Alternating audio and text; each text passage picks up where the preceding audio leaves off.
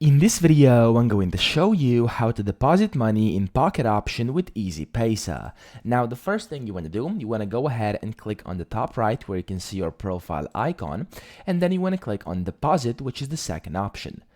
Now here, inside your country/region over here, you should select Pakistan, okay? So for me right now, as you can see, there we go, it loaded in. You want to select Pakistan because of course Easypaisa is available in Pakistan. And then here under popular, you'll be able to see Easypaisa. So just click on that.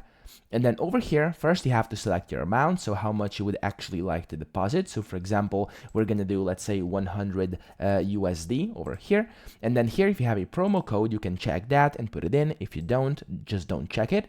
Then you have to put in your first name, your last name, and then your account number, which is gonna be 11 digits. And then after you do that, you'll be able to continue and pay basically this much over here.